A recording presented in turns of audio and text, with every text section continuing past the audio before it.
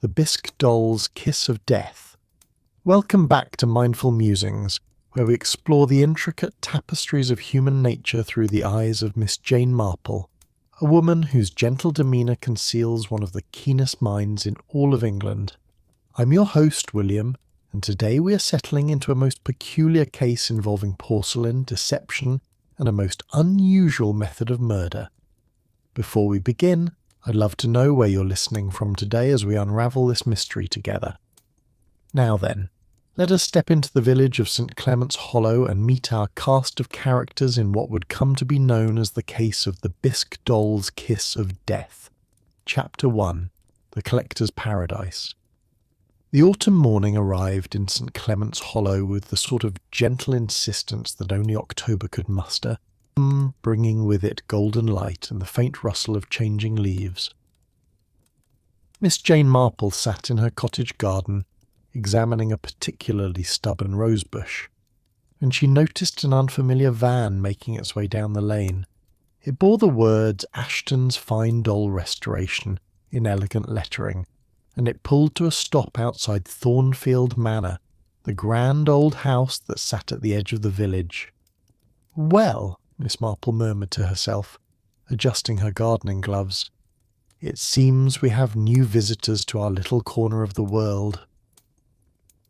She would not have paid the matter much mind, except for the fact that Thornfield Manor had been closed for nearly 5 years, its owner having departed for London to pursue business ventures.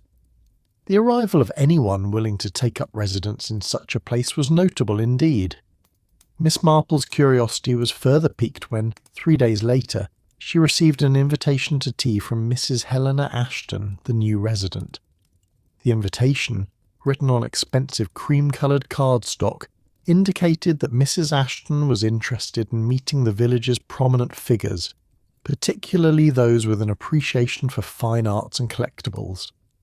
The drawing-room at Thornfield Manor had been transformed entirely since its last occupancy. Where there had once been dusty furnishings and faded wallpaper, there now stood curated displays of dolls. Not merely dolls, but extraordinary specimens. Porcelain faces with glass eyes that seemed to follow one across a room, delicate hands with individually crafted fingers, and hair that had been arranged with what could only be described as artistic devotion.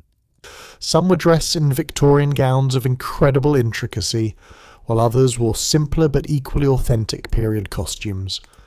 Mrs. Helena Ashton was a woman of perhaps 60 years, with silver hair arranged in an immaculate bob and eyes that held the peculiar brightness of true passion.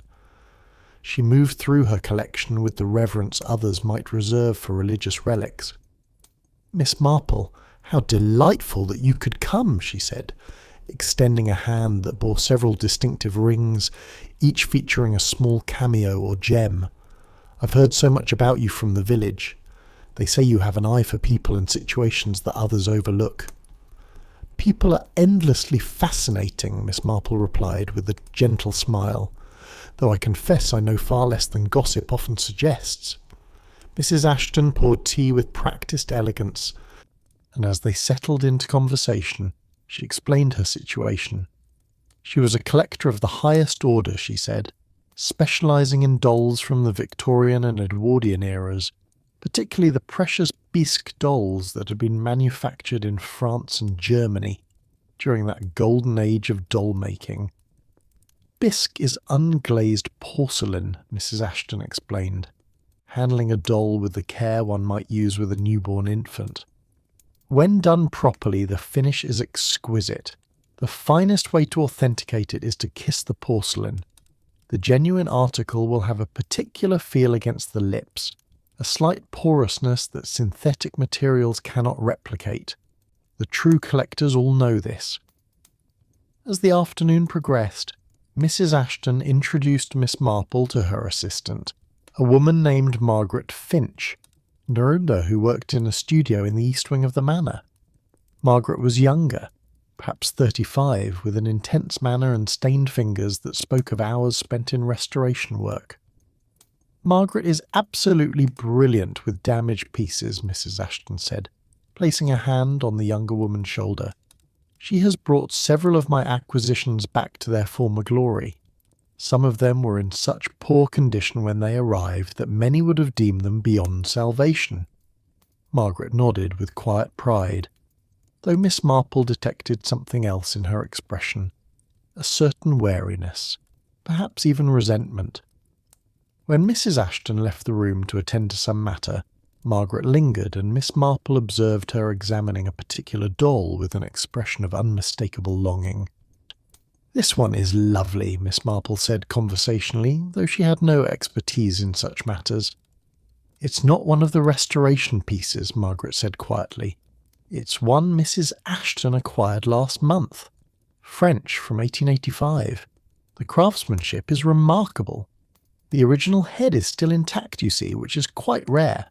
Most dolls don't survive intact through these centuries." There was something in Margaret's tone that intrigued Miss Marple. It was not merely professional admiration, it was something deeper, something tinged with loss. Over the following weeks, Miss Marple found herself becoming acquainted with several members of the village's doll-collecting community. There was Mr. Edmund Rothschild, a retired gentleman of considerable means who had built his own impressive collection over 40 years. There was young Christopher Wells, a university student who had inherited his grandmother's collection and was learning to restore the pieces himself. And there was Victor Hartley, a man in his 50s who dealt in dolls professionally, acquiring and selling specimens to collectors around the country. Each of these individuals visited Thornfield Manor on occasion, and Miss Marple noticed that Mrs. Ashton's manner toward them varied considerably. With Mr. Rothschild she was almost deferential. With Christopher Wells she was patronising. With Victor Hartley she maintained a careful professional courtesy that nonetheless seemed to mask some underlying tension. It was during one of her visits to the manor that Miss Marple encountered something that would prove quite significant. She had arrived to find Margaret working in the studio, and the younger woman was visibly distressed, her hands trembling as she worked on repairing a damaged doll's arm. "My dear, are you quite well?" Miss Marple inquired with a genuine concern. Margaret looked up, and her eyes were red-rimmed. "Fine. Yes, quite fine. Just tired. Mrs. Ashton has me working on several restoration projects simultaneously. It's demanding work, requiring perfect attention." Miss Marple, however, had long ago learned that people revealed far more through what they did not say than through their words. There was something troubling this young woman, something that went beyond fatigue. As the weeks turned toward winter, the village seemed unaware that a collision course had been set in motion within Thornfield Manor, a course that would lead ultimately to death. Chapter 2. The Gallery of Deception. November descended upon St. Clement's Hollow like a grey-clad visitor bearing heavy news. The trees had surrendered their leaves entirely, and the winds carried with them the promise of a difficult winter. It was during this season of change that Mrs. Ashton announced she would be hosting an exclusive exhibition of her collection at the village's small but well-regarded art gallery. The exhibition was to be called Faces Through Time, a Collector's Passion, and invitations were sent to collectors and interested parties from across the region. Miss Marple received her invitation with a note in Mrs. Ashton's distinctive handwriting. "Your presence would grace the occasion. You understand humanity in ways that mere financial worth cannot measure." The gallery opening was attended by approximately 80 people. A considerable gathering for a village the size of St. Clement's Hollow. Miss Marple noted with interest the composition of the crowd. There were the local collectors she'd come to know. There were strangers from London and the surrounding cities, and there were members of the village itself, some genuinely interested in the dolls, others clearly present out of mere curiosity or social obligation. The dolls themselves were displayed with theatrical precision. Lighting had been carefully arranged to highlight the delicate features, the intricate details of the original clothing, the remarkable preservation of pieces that were over a century old. Some were displayed individually under glass. while others were arranged in small groupings that told stories. A nursery scene, a drawing room gathering, a portrait arrangement. It was Victor Hartley who first approached Miss Marple at the exhibition. He seemed troubled, his usually polished demeanour somewhat ruffled. "Remarkable collection," he said, but there was something sharp in his tone. "One might wonder how Mrs. Ashton has managed to acquire so many exceptional pieces in such a short time." "Dealers such as yourself must be invaluable in these matters," Miss Marple replied mildly. "Yes. Well, I've sold her several pieces, certainly, but some of these specimens, I must confess, surprise me. I've handled dolls for 30 years, and some of the pieces she's displayed here are beyond remarkable in their condition. One would almost think them never been played with, never handled, never subjected to the normal deterioration of age." Miss Marple filed this observation away carefully in her mind. No, Victor Hartley, for all his affected manners, was evidently an expert in his field, and an expert's doubt was never to be dismissed lightly. The conversation was interrupted by Mrs. Ashton herself, who swept toward them in a gown of deep plum silk, her rings glinting in the gallery lights. "Mr. Hartley, how wonderful to see you again so soon. I do hope you're enjoying the exhibition. And Miss Marple, you must tell me which pieces speak to you most particularly." As Miss Marple turned her attention to Mrs. Ashton, she noticed that the older woman's eyes kept drifting toward a particular display. A French Bisque doll of extraordinary beauty, with a porcelain face of almost lifelike delicacy and eyes of the most remarkable blue. "That piece is quite extraordinary," Miss Marple observed. "From its quality, I assume it's from the finest period of manufacture." 1882, Mrs. Ashton said, and there was an unusual quality in her voice, something almost like triumph. "Direct from a Parisian estate. The original head, body, hands, everything original. It is perhaps my most prized acquisition." Later that evening, after most of the guests had departed, Miss Marple found herself in conversation with Mr. Edmund Rothschild. The elderly gentleman seemed preoccupied, and he too gravitated toward the discussion of dolls. "You know," he said to Miss Marple, "I've been collecting for 40 years. I've developed something of an instinct for authenticity, but some of the pieces in this collection, I must confess, puzzle me. They're beautiful, yes, but there's something about them that doesn't quite align with what one would expect from pieces of that age." "In what manner do they differ?" Miss Marple asked. "It's subtle," Mr. Rothschild admitted. "The wear patterns aren't quite right. Or rather, in some cases there's an absence of wear patterns where there should be some indication of age and use. And yet the documentation Mrs. Ashton has provided is impeccable. Provenance letters, historical records, everything checks out." This conversation, added to Victor Hartley's doubts, began to paint a picture in Miss Marple's mind. She did not yet know what the full image would reveal, but she sensed that something was deeply amiss at Thornfield Manor. The next morning, Miss Marple paid a visit to the local library, where she engaged the librarian in conversation about the history of doll manufacture and restoration. Through this innocent inquiry, she learned that there was considerable artistry involved in restoration work, that skilled craftspeople could replace damaged heads or limbs in ways that could be virtually undetectable to all but the most expert eye.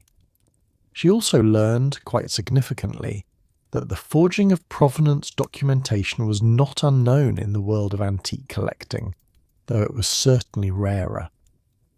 By the time she returned to her cottage, Miss Marple had formed a tentative hypothesis. But hypotheses, she well knew, were merely the first step. What was needed was evidence, and evidence required access to information she did not currently possess. It was therefore with considerable interest that Miss Marple received a telephone call from Margaret Finch that very afternoon. "Miss Marple, I wonder if I might speak with you in confidence," the young woman said, her voice tight with some emotion. "There is a matter of some delicacy I feel I must discuss with someone I trust. and the vicar's wife suggested I might turn to you. They arranged to meet at a small cafe in the village the following day. Chapter 3: The Restorer's Confession. The cafe was a modest establishment, hardly the sort of place where scandals were typically unveiled, yet it possessed the virtue of being quiet and tucked away from the main thoroughfare. Margaret Finch arrived punctually, dressed in her usual work clothes, her hands bearing the permanent stains of restoration work. "I hardly know where to begin," Margaret said, stirring a cup of tea she seemed to have no intention of drinking. "At the beginning is often wisest," Miss Marple suggested gently. "I find that people frequently know more about what troubles them than they realise. It's merely a matter of articulating it." Margaret drew a shaky breath. "Mrs. Ashton brought me to Thornfield Manor 4 months ago. She advertised for a skilled restorer, and I applied because I needed the work. I'd been working in a museum in London, but the position ended, and I was struggling. The salary she offered was generous, more than I could command elsewhere." "And the work itself?" Miss Marple prompted. "At first, it was legitimate restoration, repairing broken limbs, cleaning porcelain, restitching period clothing. All standard work that any restoration specialist might undertake. But then, approximately 2 months ago, Mrs. Ashton asked me to do something different. She brought me a doll with a damaged head, extensive cracking in the porcelain. She said the damage was beyond repair, which was true. Most of the face was compromised." Margaret's voice dropped even lower. "She asked me to create a reproduction head in the same style, the same size, using modern bisque. She provided me with period moulds and even found a specialist who could fire the piece to match the patina of the original. Then she had me swap the reproduction head for the original damaged one, and she had me dispose of the damaged head by burning it in the kiln when no one was about." "I see," Miss Marple said, though her tone conveyed that she was seeing rather more than Margaret had perhaps intended to reveal. "That's not all," Margaret continued. "Since then, she's done this with at least 5 other dolls.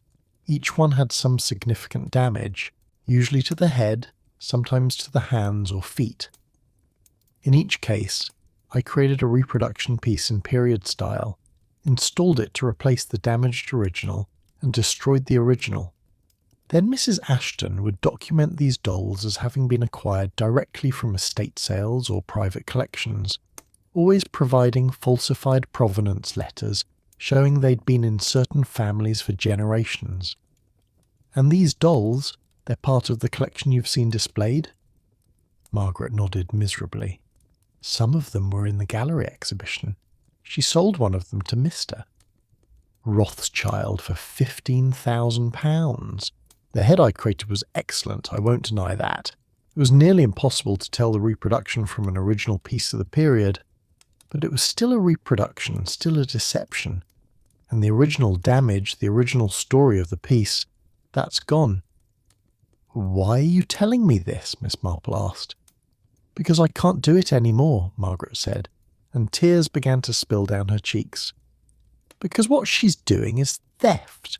She's defrauding people who believe they're purchasing authentic pieces, and because—" She paused, seeming to struggle with how to continue. "Because there's a particular doll, one that arrived last week.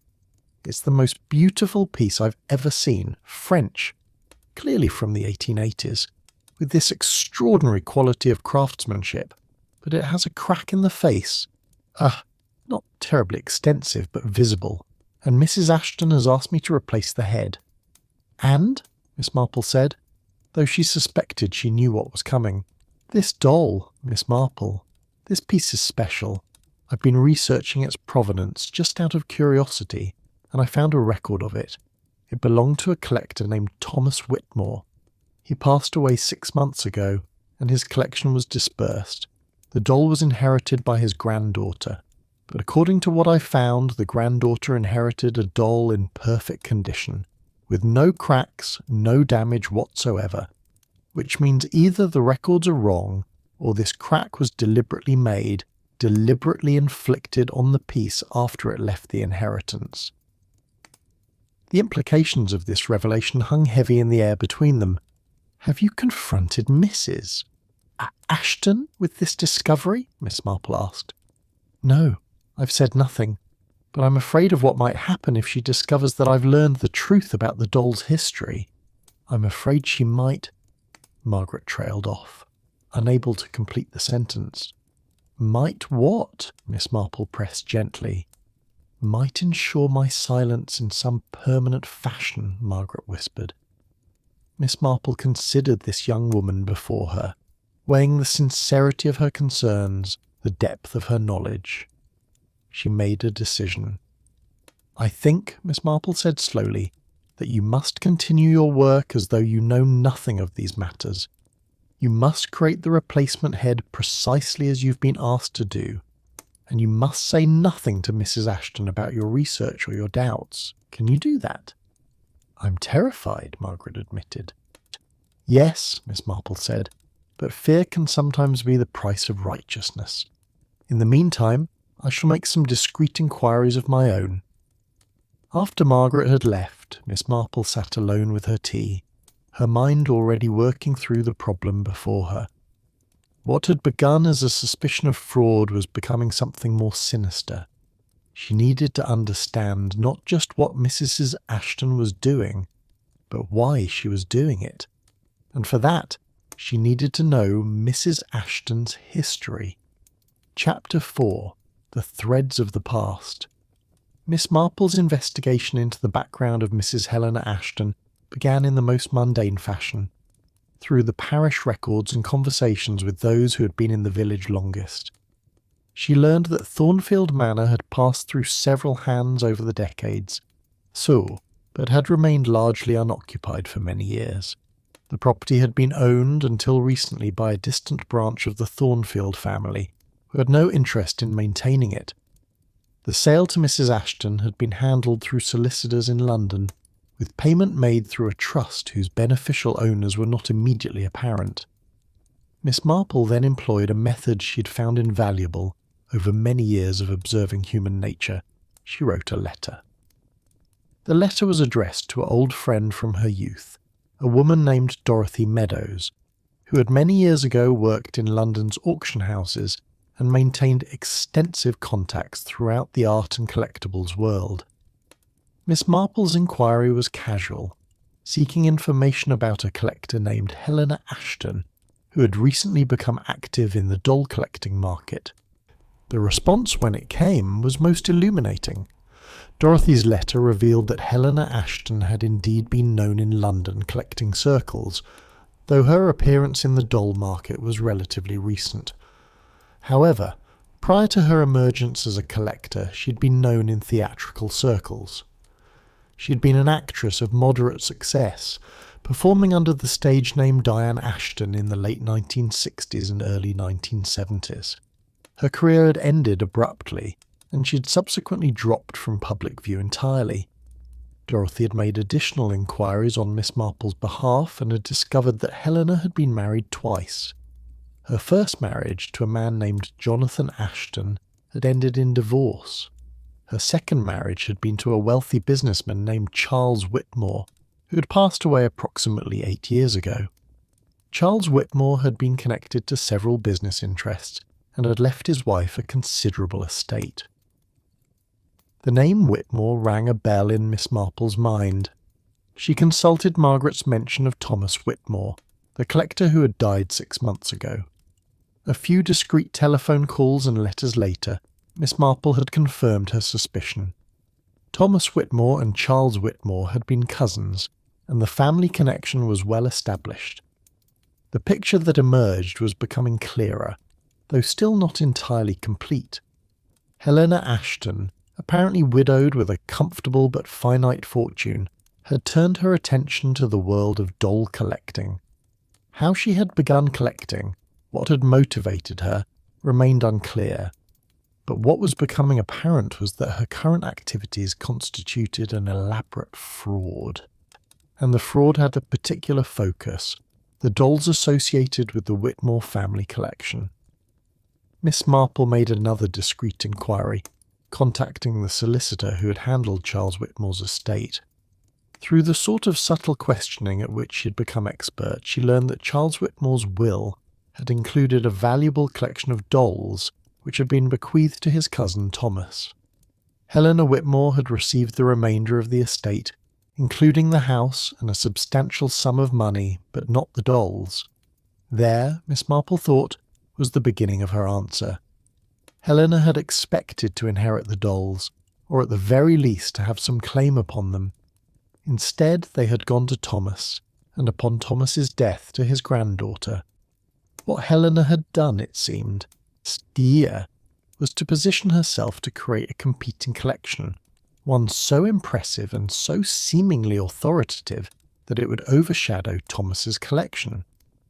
More than that, if she could obtain the pieces from Thomas's collection and replace their original heads with reproductions, she could create a narrative in which Thomas's pieces were flawed, compromised, not truly original.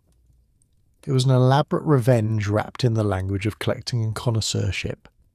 But why would this matter so profoundly? Why would Helena go to such lengths? The answer, Miss Marple suspected, lay in something deeper than mere money or prestige. She suspected it had to do with how we see ourselves, how we construct our identities, and what happens when those identities are threatened. Miss Marple decided it was time to have a conversation with someone who might possess additional information. She sent a carefully worded invitation to Mr. Edmund Rothschild, asking if he might call upon her for tea. Mr. Rothschild arrived on a grey December afternoon, and as they sat in her parlour with tea and scones, Miss Marple broached the subject carefully. "Mr. Rothschild, I wonder if you might tell me about the Whitmore collection. I understand you had some acquaintance with Thomas Whitmore before his death." The elderly gentleman's face grew sombre. "Poor Thomas, yes. We were friends, if not intimate ones. He had a remarkable eye for fine pieces. His collection was one of the most impressive private collections in England, in my opinion. When he died, it was quite a loss to the world of serious collecting. And his pieces have been dispersed since his death." "Most of them, yes. The granddaughter Sarah inherited the collection. She's not a collector herself, you understand. She's rather more interested in modern art and contemporary sculpture. She decided to sell most of the pieces through Christie's. Some have gone to other collectors, some to museums. It's been rather sad, in a way, to see such an important collection broken up." "Tell me," Miss Marple said, "what was your impression of the dolls that Mrs. Ashton has been displaying?" Mr. Rothschild shifted uncomfortably. "Well, as I've mentioned before, there's something about them that troubles me. I purchased one piece from her, a beautiful French doll from 1882. It's in mint condition. No, which is extraordinary for a piece of that age. After I brought it home, I found myself examining it quite closely, and I began to wonder. I have a colleague in London who specialises in authentication, and I sent photographs to him. He suggested delicately that while the workmanship was certainly period, there might be some questions about the original provenance of certain components. And did you confront Mrs. Ashton with these questions? No, I did not, Mr. Rothschild admitted. I suppose I was reluctant to offend her, or perhaps I was uncertain enough in my own assessment that I didn't feel I had grounds to do so. But between you and me, Miss Marple, I have my doubts about the authenticity of that piece. After Mr. Rothschild had departed, Miss Marple sat alone in her parlour, the pieces of the puzzle arranging themselves in her mind like a complex knitting pattern. She understood now what was happening at Thornfield Manor.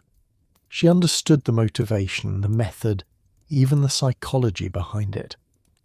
What she did not yet understand was whether this was merely a clever fraud or if it had become something more sinister. She suspected the answer lay with Margaret Finch and the particular doll that had recently arrived at Thornfield Manor, the one with the deliberately inflicted crack. Chapter 5. The Sinister Finish. December advanced toward Christmas, bringing with it shorter days and colder nights. Snow fell occasionally, creating a picturesque landscape that belied the darker undercurrents flowing beneath St. Clement's Hollow's peaceful surface. Miss Marple received a cryptic note from Margaret Finch, delivered by a boy from the village for £1. The note merely said, "It is done. The head has been replaced. Mrs. Ashton will be testing it tomorrow morning. She insisted on it. I'm afraid." Miss Marple read this message with considerable concern. She had a sudden and sharp intuition that something quite dangerous was approaching, though she could not articulate precisely what that danger might be. She made a decision that evening. She composed a letter to Inspector Marcus Graves, who had worked on several cases in the village and whom she'd come to regard as a reasonably intelligent officer, if somewhat lacking in the broader perspective that Miss Marple herself possessed. In the letter she outlined her suspicions regarding the fraud being perpetrated at Thornfield Manor, providing specifics about the replacement heads and the false provenance. She did not, however, yet mention her darker suspicions. The next morning, as snow began to fall in earnest, Miss Marple received a telephone call from Dr. Finch, Margaret's brother. "Miss Marple, I'm terribly sorry to trouble you, but I've been trying to reach my sister for 2 hours, and I cannot get any answer at Thornfield Manor. I'm quite worried. She was supposed to meet me for lunch, and she hasn't appeared. She's normally most reliable." "Have you contacted the Manor directly?" Miss Marple asked, though she already knew the answer. "Yes, several times. All I get is the telephone ringing and no one answering. Would you be able to check on her? I'm at the hospital for another hour and can't leave. But I'm genuinely concerned." Miss Marple did not hesitate. She asked Dr. Finch to send the police to the manor immediately. Then she asked her maid to telephone Inspector Graves directly, requesting that he meet her at Thornfield Manor at once. The drive to the manor took 10 minutes, and as Miss Marple's car wound up the long drive, she observed that there seemed to be no activity about the house. Smoke did not rise from the chimneys. No lights appeared in the windows despite the grey morning. Inspector Graves arrived moments after Miss Marple, accompanied by a constable. He greeted her with a mixture of respect and wariness that she'd come to expect from him. "Miss Marple, your call was quite urgent. What exactly have we come to investigate?" "I fear there may have been an accident," Miss Marple said. "But I should perhaps warn you that if it is an accident, it may not be a simple one." They found the front door unlocked, which was itself unusual. The house was cold and silent. Inspector Graves called out, but there was no response. It was in the restoration studio in the east wing that they found her. Mrs. Helena Ashton lay slumped in a chair, her head tilted back, her eyes closed. For a moment one might have thought her merely asleep, but the pallor of her skin, the slight foam at the corners of her mouth, and the unusual angle of her head all told a different story. On the table before her sat a small Bisque doll, the very one with the deliberately cracked head that Margaret had replaced. And on the table beside the doll lay a small bottle and some cotton pads, stained with some substance that had dried to a brown colour. "Don't touch anything," Inspector Graves commanded, his voice taking on the sharp tone of authority. "We must treat this as a potential crime scene until we know otherwise." Dr. Finch arrived within minutes of receiving word, and he quickly confirmed what Miss Marple had already suspected. Mrs. Ashton had been dead for several hours. The cause of death, Dr. Finch suggested, might be poisoning, though he could not be certain without a proper examination. But it was Miss Marple who noticed the crucial detail that would ultimately unlock the mystery. She observed quite carefully that Mrs. Ashton's lips bore traces of the same brown substance that stained the cotton pads. "Inspector," she said quietly, "I believe I understand what may have occurred here." Mrs. Ashton was examining the doll to verify the authenticity of the restoration work. She followed the traditional method of authentication that serious collectors employ. She kissed the porcelain to test its finish. The substance on the cotton pads appears to be some form of coating that has been applied to the doll's face, a coating that has been poisoned. Inspector Graves stared at the doll, then at the bottle, which upon examination bore no label. But who would do such a thing, and why? "I suspect," Miss Marple said, "that we must find Miss Margaret Finch. She is the only person with the knowledge and access to have done this. But I also suspect that this may be a more complex matter than a simple crime of passion or retribution." It was the subsequent search of the manor that revealed the depth of the deception. In Mrs. Ashton's private office, Inspector Graves discovered detailed records of the restoration work, photographs of damaged dolls before and after restoration, invoices from the supplier of reproduction Bisque, and most damning, the false provenance letters that had been created to support the sale of the altered pieces. But most significantly, they found a collection of photographs and newspaper clippings dating back to the 1980s, all pertaining to Charles Whitmore and his doll collection. Many of the photographs showed Charles with his collection, and in several of them, Helena was visible in the background, always at the periphery, always seemingly excluded from the display of pride that Charles took in his acquisitions. And there was a journal in Helena's handwriting documenting her resentment, her anger, her sense of betrayal at being excluded from what she saw as a legacy that should have been shared with her.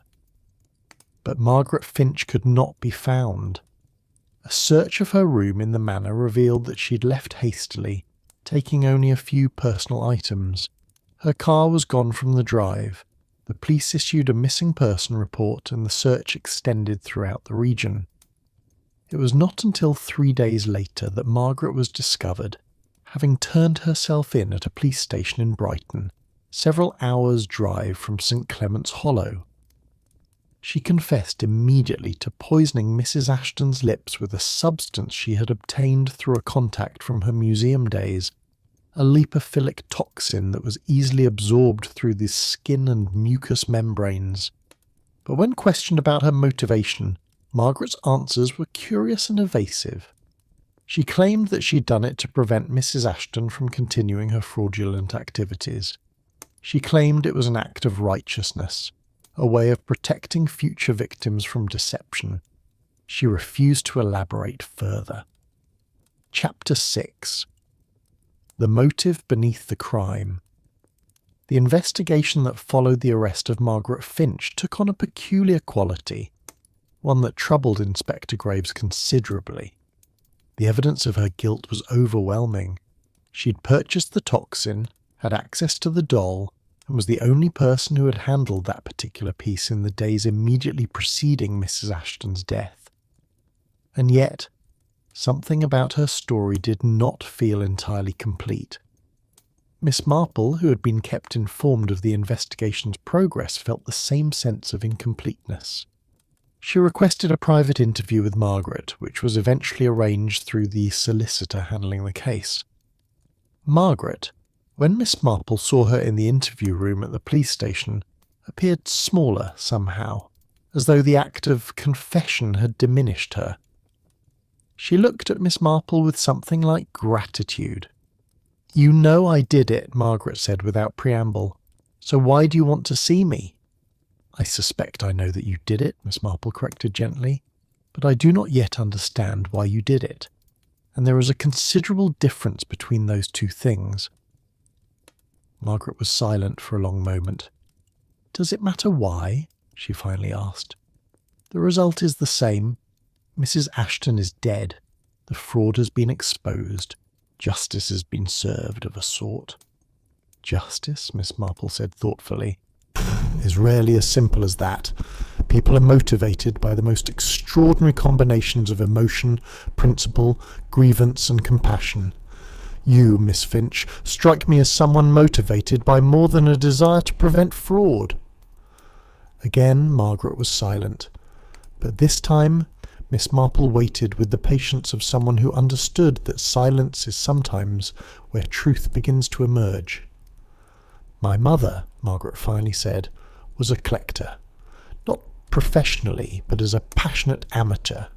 She collected dolls throughout her life. It was her greatest joy.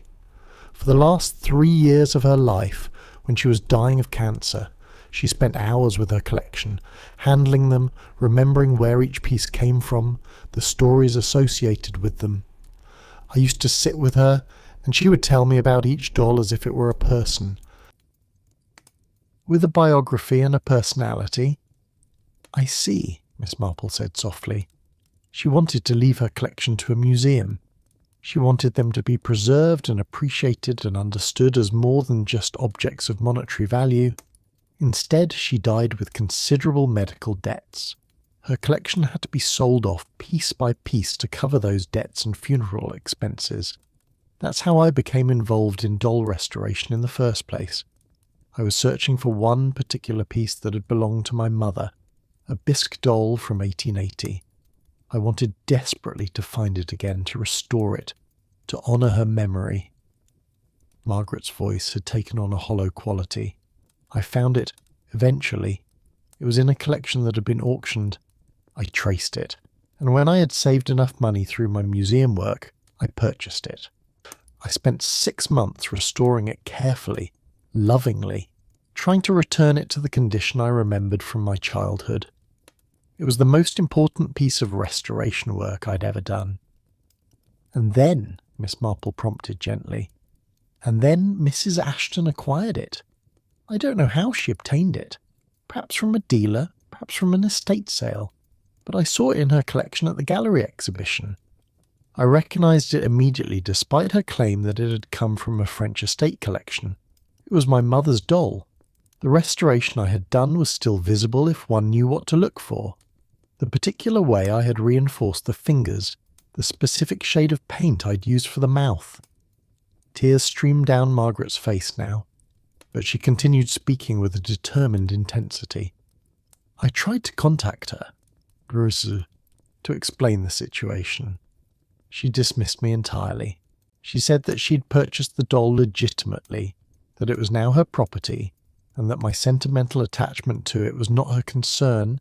She said there was nothing I could do about it, that the matter was finished. And she was right. I had no legal claim. The doll was hers.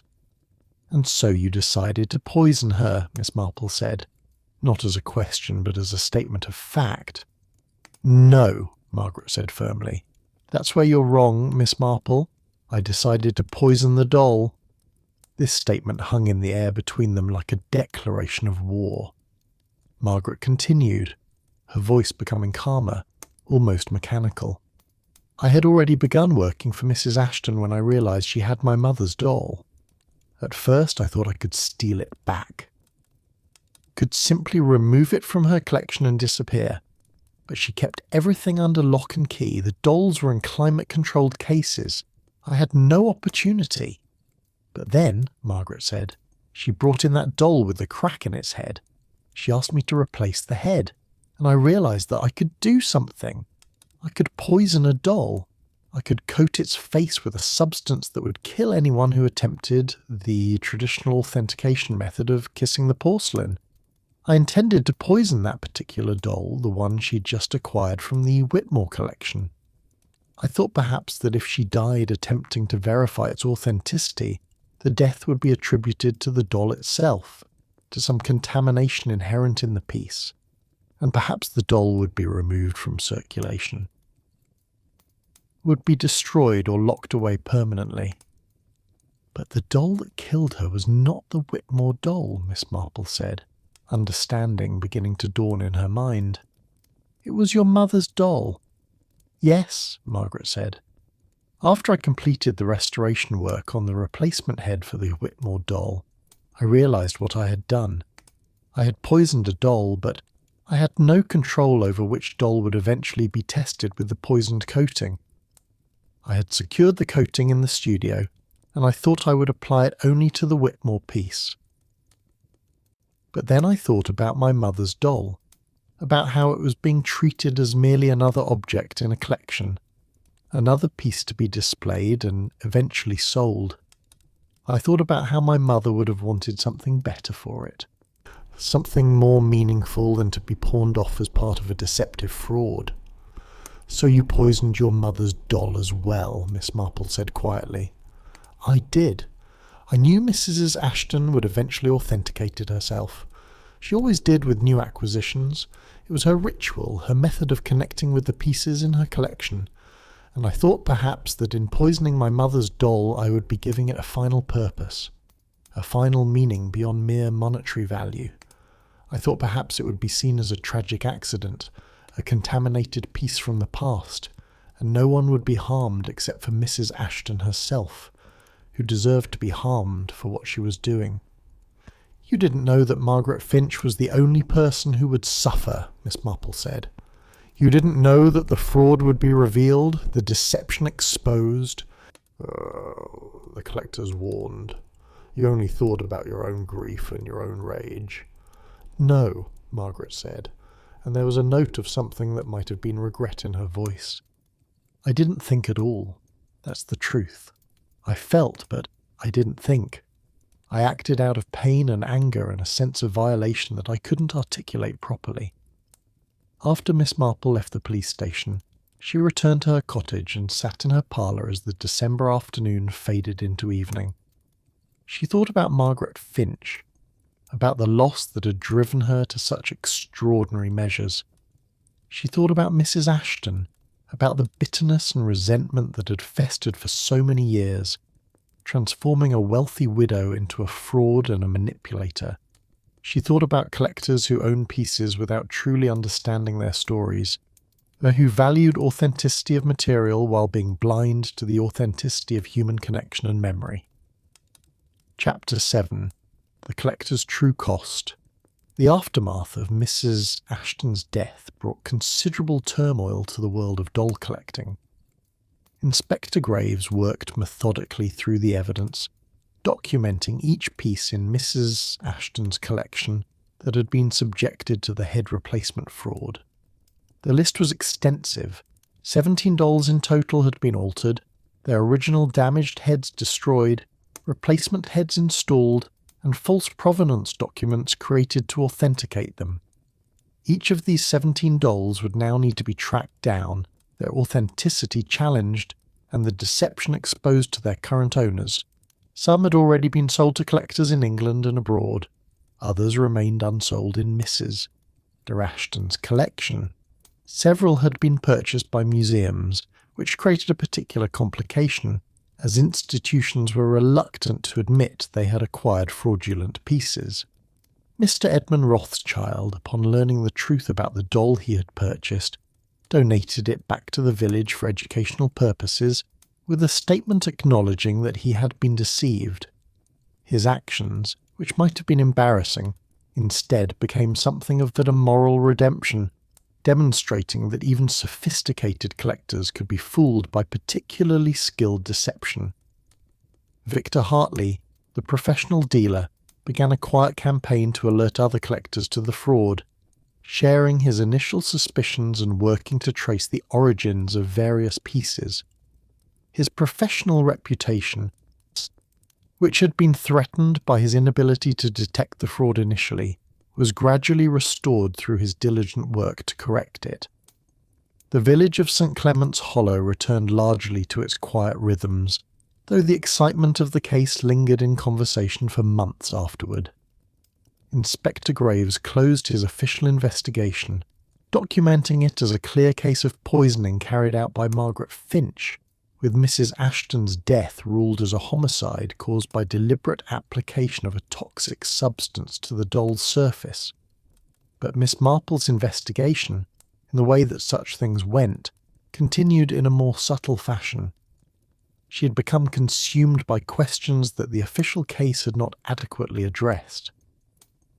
One afternoon in early January, when the new year was still young and the village remained locked in winter's grip, Miss Marple paid a visit to Christopher Wells, the young university student who had inherited his grandmother's doll collection. She found him in a small room in the cottage he rented from the village council, carefully working on the restoration of a damaged doll. "Miss Marple, what a surprise," he said, looking up from his work. "I was just thinking about the cases and the fraud. It's made me reconsider my entire approach to collecting. I'm wondering now if I should simply sell my grandmother's collection, rather than continue with restoration work." "Tell me," Miss Marple said, settling into a chair, "why did you begin this work?" Christopher set down his tools carefully. My grandmother left me her collection. I hardly knew her, to be honest. She died when I was very young, but from what my parents told me, she loved these dolls deeply. She spent most of her life collecting them, restoring them, learning their stories. When she died, I inherited them, and I felt a responsibility to honour that legacy. I've been learning restoration techniques so that I can maintain the collection properly, care for the pieces the way she would have wanted them cared for. That seems a worthy purpose, Miss Marple observed, and yet you're now considering abandoning it. The fraud has made me doubt everything, Christopher admitted. How can I be sure any restoration work I do is honest? How can I trust that the pieces I believe to be original are actually original? What if I'm just perpetuating deceptions without knowing it? That, Miss Marple said gently, is the true cost of Mrs. Ashton's fraud. It has poisoned not just the market in fraudulent objects, but also the confidence of those who engage with these pieces for reasons of genuine affection and respect. Did Margaret Finch think she was helping when she killed Mrs. Ashton? Christopher asked. Did she think she was protecting people like my grandmother, preserving the integrity of the collecting world? I believe Margaret Finch was trying to protect something, Miss Marple said, but protection motivated by grief and anger often results in harm that extends far beyond the intended target. Mrs. Ashton's fraud was real, and it was damaging, but Margaret's response created a different kind of damage, one that reaches into the hearts and minds of people like yourself. After leaving Christopher's cottage, Miss Marple walked through the village, observing the way the winter light caught on the frost that had formed on the rooftops and fence posts. She found herself reflecting on the nature of value, on what makes something truly precious. The dolls themselves, whether their heads were original or reproduction, whether their provenance was authentic or fabricated, were still works of extraordinary craftsmanship. They still possessed beauty. They still contained within them the capacity to evoke memory and emotion. But Mrs. Ashton's fraud had attempted to overlay a false layer of meaning upon them, to make them valuable not for what they were, but for what they claimed to be. Margaret's response had been to destroy that false meaning through the only method available to her, by killing the woman who had created the deception. But in doing so, she had created a new falsehood, a narrative in which murder could be justified as an act of protection. Chapter 8. The Letter from Beyond. In February, as the village began to show the first tentative signs of approaching spring, Miss Marple received a letter from Margaret Finch. It had been forwarded through solicitors and was written on thin prison stationery. "Dear Miss Marple," it began, "I've been thinking extensively about our conversation at the police station, and I have come to understand that I owe you an explanation that I was not able to provide at that time. The authorities have asked me repeatedly to explain my actions, and I have refused to do so fully, but I feel that you, of all people, deserve to understand what truly motivated me." The letter continued for several pages, detailing Margaret's life following her mother's death.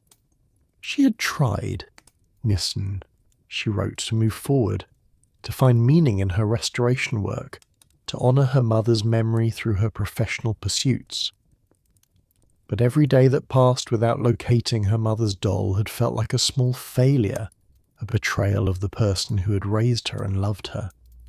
"When I finally saw the doll in Mrs. Ashton's collection," Margaret wrote, "I felt something break inside me that I had kept carefully contained.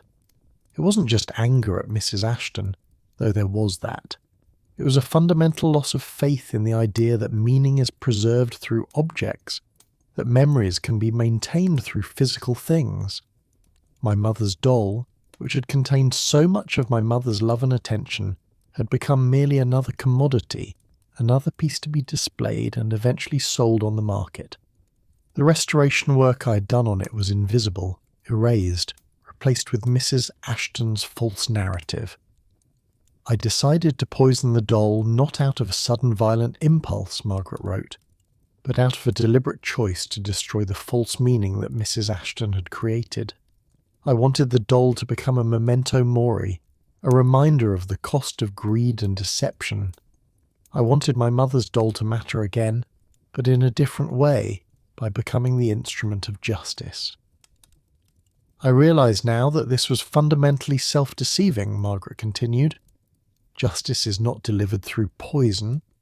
Meaning is not restored through death. I have destroyed an innocent woman to make a point about authenticity and value, and in doing so, I have become exactly the kind of person I despised, someone who treats other human beings as objects to be manipulated in service of a narrative. The letter concluded with an apology that seemed to Miss Marple to contain genuine remorse, along with a request that Miss Marple look after the remnants of Mrs. Ashton's collection, ensuring that the recovered pieces were treated with respect regardless of whether their provenance was authentic or reconstructed. Miss Marple read the letter multiple times, and with each reading she found her understanding of the case deepening. She came to see that the tragedy was not simply the death of Mrs. Ashton, though that was certainly tragic. The true tragedy was the collision of two kinds of wounded people, Mrs. Ashton, whose bitterness had festered for decades, and Margaret, and whose grief had never been properly processed or acknowledged. She decided to write a reply to Margaret's letter, though she was uncertain whether it would be permitted to reach its recipient. "Dear Margaret," Miss Marple wrote, "I have read your letter with great care, and I want you to know that I believe your reflection on your actions demonstrates a capacity for growth and understanding that many people lack entirely. This does not diminish the gravity of what you have done, but it does suggest that your life need not be defined entirely by this tragedy. I have learned in my many years of observing human nature," Miss Marple continued, "that people are rarely entirely good or entirely evil. Most of us are combinations of kindness and cruelty, wisdom and foolishness, love and selfishness. We contain multitudes, as the poet said, and those multitudes are often at war with one another. What we do in life is largely determined by which of our natures we choose to cultivate. Your mother's doll, whatever becomes of it, will always carry within it the memory of your mother's love and your own devotion. Mrs. Ashton's attempt to create a false narrative around the piece could not actually erase that history. Neither can your poisoning of it erase the love that was invested in its restoration. The meaning that matters is not located in the object itself, but in the relationships that are constructed around it. I hope that in time you will find a way to honour your mother's memory that does not require destruction. I believe you are capable of such honour, and I hope that your prison years will be a time of genuine reflection and growth." Miss Marple sealed the letter and sent it through the solicitors, unsure whether it would reach Margaret or whether her words would provide any comfort. But she felt that the attempt was important, that acknowledging the complexity of human suffering was itself a form of justice that the official case had not provided. Chapter 9. The Collector's Redemption. As spring truly arrived in St. Clement's Hollow, the village settled back into its customary rhythms. Inspector Graves completed his official investigation, filing it away in the archives of cases solved. The press, which had given considerable attention to the murder, moved on to more current scandals. The doll-collecting world continued, though it carried with it now a greater degree of scepticism and scrutiny. But for Miss Marple, the case remained open in a different sense. She found herself drawn back to Thornfield Manor, where the contents of Mrs. Ashton's collection were being catalogued and assessed by court-appointed valuers. The grand old house, which had seemed so full of vitality during Mrs. Ashton's residence, now felt hollow and melancholy, as though it was mourning the death that had occurred within its walls. Miss Marple requested permission to visit the collection, and this was granted. She spent an afternoon moving through the carefully arranged displays, examining the dolls with the eye of someone who was trying to understand what they truly meant, beyond the questions of authenticity and provenance that had dominated the official investigation. One doll in particular drew her attention, the one with the replacement head that Margaret had created. It was extraordinarily beautiful, and the craftsmanship of the reproduction head was indeed so skillful that it would have deceived almost anyone. But now, knowing its history, Miss Marple could see the subtle differences, the tiny variations in colour and texture that marked it as a modern creation rather than an original piece. She found herself thinking about what it meant to create such a perfect deception, and what the motivation might have been beyond the obvious monetary profit. Mrs. Ashton had had sufficient financial resources that she did not require the money from these fraudulent sales. What she had required was the narrative of superiority, the sense that her collection was more impressive than Thomas Whitmore's, and that her acquisitions were more authentic, her connoisseurship more refined. The fraud had been, in a sense, a form of emotional revenge, a way of asserting her worth in a world where she felt she had been diminished and excluded. Mr. Edmund Rothschild visited the collection as well, and Miss Marple encountered him there one afternoon. They stood together examining the pieces, and Mr. Rothschild expressed his continued sadness over the revelation of the fraud. "It's like a betrayal of the entire collecting world," he said. "It makes one question everything." "Or it makes one question one's reasons for collecting in the first place," Miss Marple suggested gently. "Perhaps the questioning is not entirely bad. Perhaps it is an opportunity to reconsider what these pieces truly mean to us." "Meaning is a luxury, mister," Rothschild said bitterly. "What matters is authenticity." "Is it?" Miss Marple asked. "I wonder.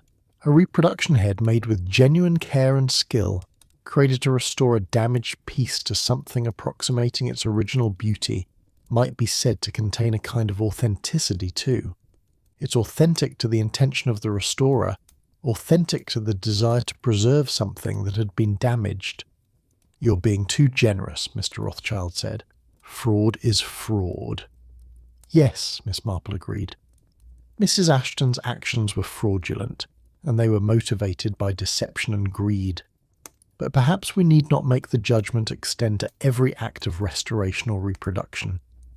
Perhaps we can distinguish between the fraud that Mrs. Ashton engaged in and the legitimate work of conservation. By May, the legal proceedings against Margaret Finch had reached their conclusion. She was sentenced to 15 years' imprisonment, a sentence that was considered relatively lenient given the severity of the crime, though murder carried a mandatory minimum sentence that could not be reduced.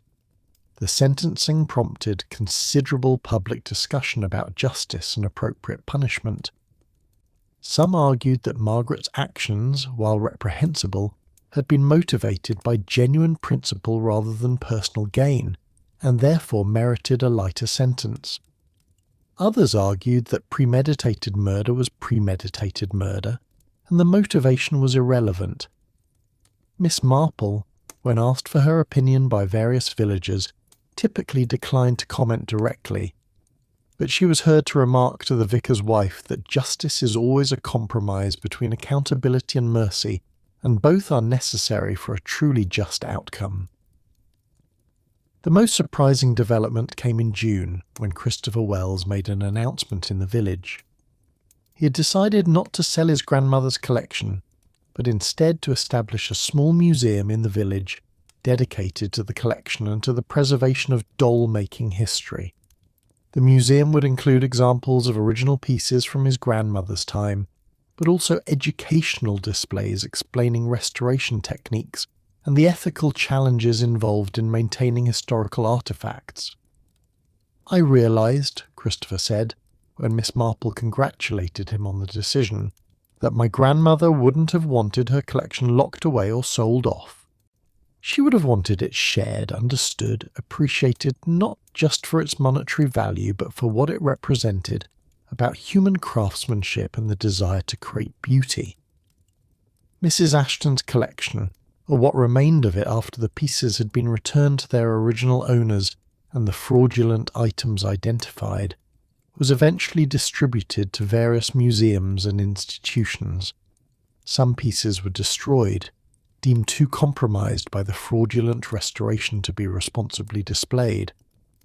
Others were preserved with clear documentation of their damaged state, serving as educational tools about the nature of authenticity and fraud in the collecting world. Chapter 10. The Pattern Complete. The summer following the conclusion of the case brought unusual warmth to St. Clement's Hollow. The village bloomed with colour, and the gardens flourished in the extended sunlight. Miss Marple, as was her custom, spent considerable time in her own garden, tending to her roses and reflecting on the events of the preceding months. One afternoon in July, as the sun hung golden and generous in the sky, Miss Marple received a visitor. It was Sarah Whitmore, the granddaughter of Thomas Whitmore, the collector whose pieces had formed part of Mrs. Ashton's fraudulent collection. Sarah was a young woman in her mid-20s, with intelligent eyes and a thoughtful manner. She had come, she explained, to thank Miss Marple for her role in exposing the fraud that had threatened her grandfather's legacy. "I've been learning about my grandfather's collection," Sarah said, as they sat in Miss Marple's parlour with tea. "I initially had no interest in the dolls themselves, but in understanding what they meant to him. I've been reading his journals, and I've discovered that he acquired many of these pieces not simply as investments, but as tributes to people he had known and loved. Each doll in his collection had a story, a human connection." "That seems a lovely way to approach collecting," Miss Marple observed. "It is," Sarah agreed. "And I've decided to donate my grandfather's collection to a museum, but with the provision that each piece must be displayed with its complete history, including any information about restoration work or damage. I want people to understand not just what the dolls are, but what they meant, why they were treasured." "Your grandfather would be pleased," Miss Marple said. After Sarah's departure, Miss Marple sat alone in her garden as the afternoon light began to take on the golden quality of approaching evening. She reflected on how the case had resolved itself, how the various threads had woven together to create a pattern that was beautiful in its complexity, even as it was tragic in its content. Mrs. Ashton's bitterness, Margaret's grief, the fraud and the murder, the exposure and the revelation of truth. All of it had served, in the end, to fundamentally change the way the village and the collecting world understood the meaning of authenticity and value. She thought about how human nature contained such capacity for both harm and healing, how the same impulses that drove someone to deception could, under different circumstances, drive them toward restoration and redemption. She thought about the dolls themselves, those carefully crafted companions that had captured the affection of collectors for generations, and how they served as mirrors in which people saw their own desires for permanence, beauty, and meaningful connection. That evening, Miss Marple took up her knitting. She had been working on a complex pattern for several months, and it was nearing completion. As her needles clicked in their familiar rhythm, she thought about how solving a mystery was not unlike knitting an intricate design.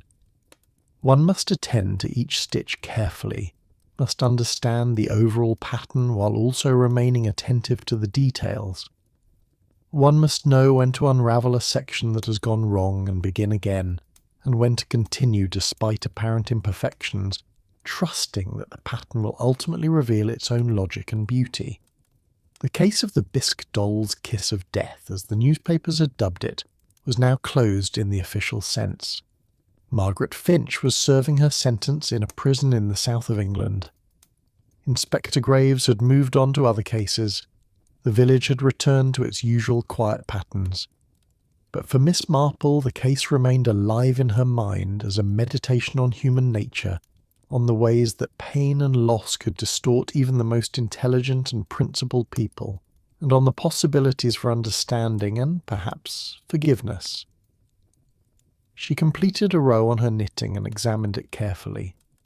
The pattern was holding true, each stitch in its proper place, the overall design becoming clearer with each row completed. She smiled to herself. content in the knowledge that some mysteries once solved could lead not just to justice but to a deeper understanding of what it meant to be human.